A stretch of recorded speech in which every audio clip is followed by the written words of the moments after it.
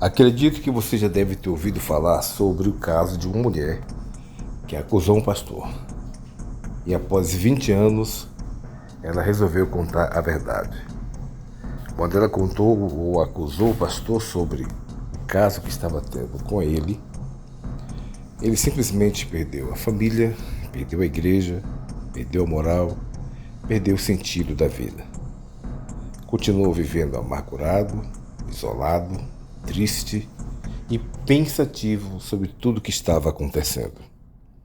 20 anos após, a mulher adoeceu e procurou os irmãos da igreja e procurou o pastor presidente atual.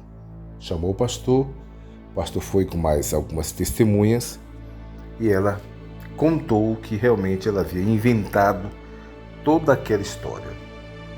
Ela conhecia o pastor e queria ter um relacionamento com ele, como ele nunca deu chance. Mas um dia ele adoeceu e foi para o hospital e lá fez uma cirurgia. Como ela era zeladora do hospital, quando ele estava sedado, ela foi, descobriu seu corpo, olhou totalmente ele e quando o acusou, ela descreveu parte do seu corpo. E aí houve veracidade no entendimento dos que ouviram de que realmente ela estava falando a verdade. Só que ela, 20 anos depois, estava doente, com uma doença terminal, e resolveu contar a verdade. Os irmãos procuraram depois o pastor, e ele estava numa casa, isolado, triste, e disseram: pastor, nós viemos aqui para reconstituir o seu ministério, porque a irmã que o acusou há 20 anos confessou tudo. Ele disse: agora? Quem vai reconstruir minha família? Quem vai reconstruir a minha moral? Quem vai reconstruir a minha vida que eu perdi por causa dessa acusação? Eu disse aos irmãos que era mentira, mas vocês preferiram acreditar na versão desta mulher. O apóstolo Tiago, no capítulo 3, versículo 6 da sua carta, ele disse: ora, a língua é fogo, é mundo de iniquidade.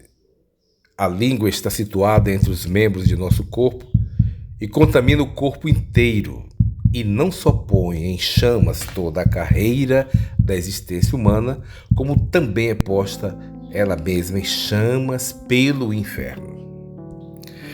Os pecados, as acusações e todo o mal que cometemos com a língua destrói a vida humana, destrói o caráter das pessoas e, infelizmente, quem faz isso acaba se autocondenando ao fogo do inferno. Jesus, em Mateus 12, versículo 36 e 37, disse: digo-vos que de toda palavra frívola que proferirem os homens, dela darão conta no dia do juízo. Porque pelas tuas palavras serás justificado, e pelas tuas palavras serás condenado. Uma palavra frívola, nesse contexto, é uma palavra precipitada ou negligentemente falada sem pensar se é ou não agradável ao Senhor. Pode ter sido falada na hora da raiva, da emoção, do ódio, da provocação, ou sob pressão ou por ignorância. Palavras frívolas significa algo de pouco preço, pouco valor, fútil, frívolo. Palavras levianas, vazias. Ou seja, palavras fúteis e insignificantes. Veja que aqui está se tratando de coisas simples que as pessoas falam e não sabem o poder destruidor dessas simples palavras. Jesus aqui em Mateus 12, 36 a 37, ele nem falou de coisas pesadas, ele disse de palavra frívola, coisas pequenas, coisas simples, mas com alto poder de destruição da moral e da pessoa humana. Lá em Deuteronômio capítulo 19, versículo 15, Deus já advertia contra as falsas testemunhas, dizendo: uma só testemunha não se levantará contra alguém por qualquer iniquidade ou por qualquer pecado, seja qual for o pecado cometido. Pela boca de 2 ou 3 testemunhas se estabelecerá o fato. Quando Jesus foi falsamente acusado, arranjaram várias testemunhas, porque sabiam que uma só não seria suficiente. Então, eles contrataram várias testemunhas, querendo assim dizer que estava cumprindo o que estava em Deuteronômio. Não era apenas uma pessoa, mas várias. No entanto, a Bíblia diz que eram várias falsas testemunhas. Um boato, uma crítica, uma palavra tendenciosa causa um estrago muito grande. Vejam, por exemplo, uma má notícia ou uma notícia totalmente desvirtuada da verdade, o estrago que ela pode causar. 4 repórteres se dirigiram à cidade de Denver, no Colorado, à espera de um senador muito importante, pois havia vários projetos que ele iria apresentar. E esperaram, mas o senador não apareceu. Eles foram então para o hotel e lá se embriagaram, beberam muito. E depois se reuniram e disseram: nós temos que fazer uma notícia bomba. Não vamos perder a nossa viagem. E assim criaram o seguinte tema: a China anuncia a derrubada das suas muralhas centenárias. Por causa dessa falsa reportagem, se iniciou a Revolução dos Boxers. E por causa dessa revolução, isso se espalhou, causando um estrago terrível. Após centenas de mortos, os Estados Unidos, a Inglaterra, França, Japão, Alemanha, no dia 14 de agosto de 1900, tiveram que invadir Pequim e tomar conta da situação. E aí, em 1901, foi que houve uma parada sobre isso, mas acendeu o nacionalismo chinês e eles acabaram fazendo o quê? Alimentaram durante anos o nacionalismo chinês e em 1949 eles implantaram o regime comunista, que perdura até hoje, matando cristãos, prendendo e perseguindo cristãos, proibindo até a Bíblia no celular. Quantas famílias foram destruídas por causa de fofoca, mentira?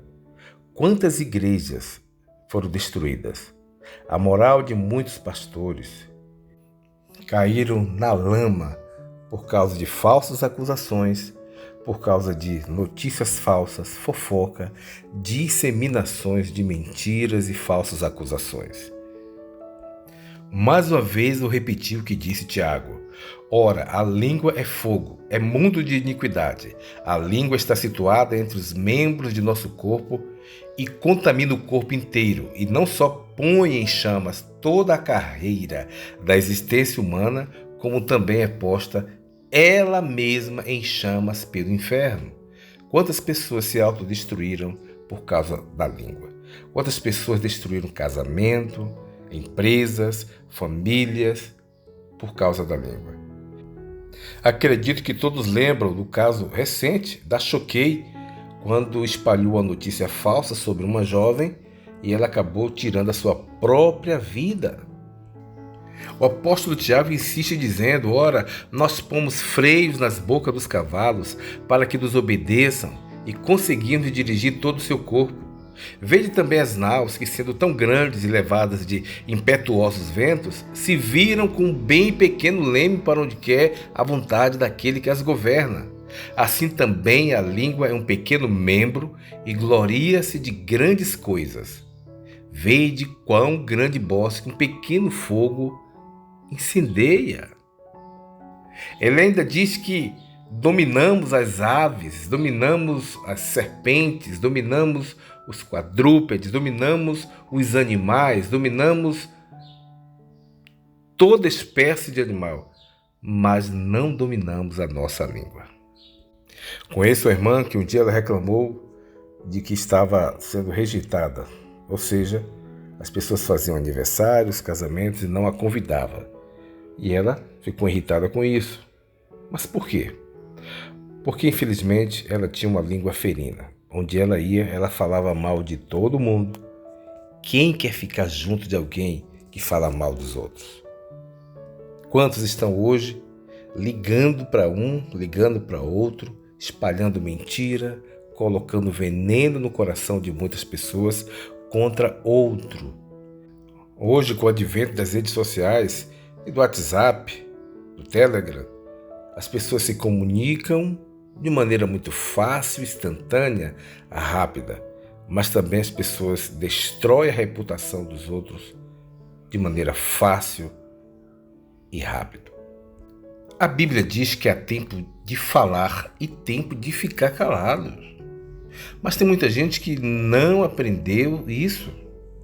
Se deliciam em falar mal dos outros, se deliciam em ligar para um, ligar para outro, difamando, caluniando, envenenando. Que coisa terrível! Eu conheço pessoas que gostam, se deliciam em constranger outras pessoas. Tem prazer em ver aquela pessoa constrangida, né? Quando coloca aquela pessoa em aperto, com dificuldade de dar uma resposta, sai como que saiu de uma guerra vitoriosa, porque eu consegui calar a boca de fulano. Isso é malignidade pura. No livro O Monge e o Executivo, ele disse que você não é o que você fala, você não é o que você sente, você é o que você faz. Você faz fofoca, é fofoqueiro. Você causa intriga, dissemina o ódio, você é um instrumento do mal.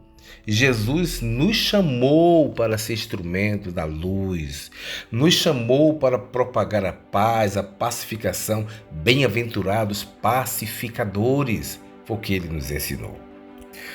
Para concluir, conta-se que toda vez que alguém se aproximava de Sócrates para falar de outra pessoa, ele fazia 3 perguntas a quem lhe falava.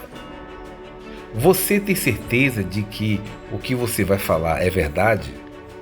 Se a resposta era positiva, ele prosseguia. O que você vai me dizer, mesmo sendo verdade, você gostaria que os outros falassem de você? Suas palavras são bondosas? Se a resposta era positiva, Sócrates prosseguia. O que você vai me dizer? Você acha que é necessário contar ou passar adiante? Isto é conhecido como as 3 peneiras de Sócrates. Resistir à língua mentirosa, maldosa e solta. Tenha muito cuidado quando alguém ligar para você, quando alguém falar mal de alguém para você, que o próximo será você.